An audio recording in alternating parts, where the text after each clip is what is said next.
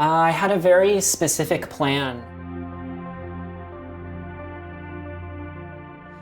I knew that I wanted to sort of call 911 right before I did it, so no one else would have to discover my body except first responders.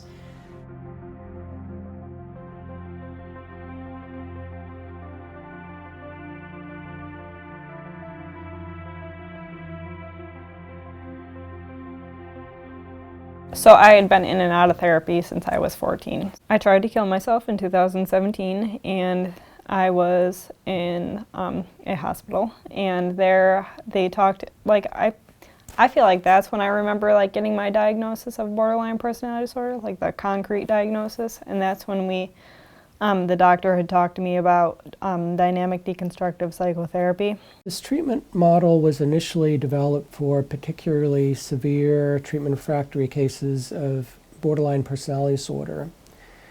What we found over the years, though, is that the treatment model seems to be very robust and able to treat many other kinds of problems, such as post-traumatic stress disorder. It's been highly effective for that.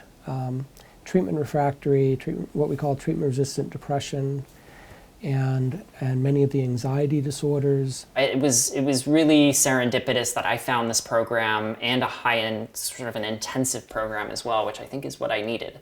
And I'm not sure I would be here today if I didn't do anything about that, yeah. And one thing we identified was a need for specialized programs for people who are at high risk for suicide. And this is also part of the reason why when folks are initially prescribed antidepressants, it becomes really dangerous at first.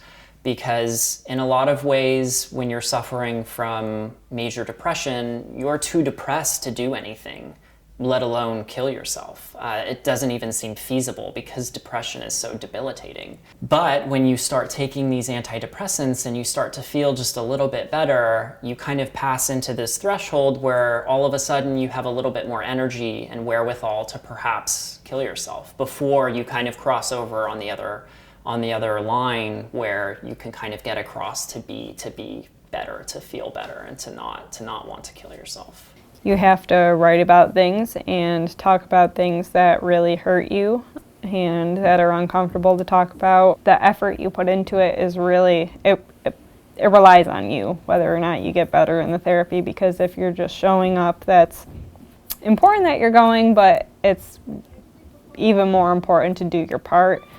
Most of our patients have been depressed for many years, most of them depression starting in middle school or early high school.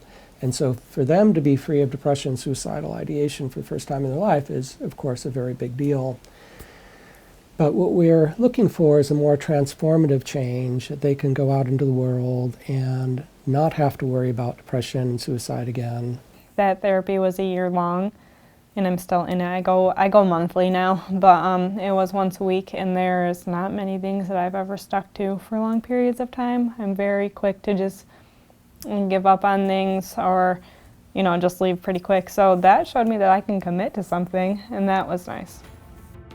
Thinking about myself and doing things that maybe I think I want, but I'm not sure. And I've never had the opportunity to do that. And so I have to struggle through that just like everyone else struggles through that. It's just now I'm 31 and I'm just starting to think about life because for 20 years of my life, it's been mostly about death.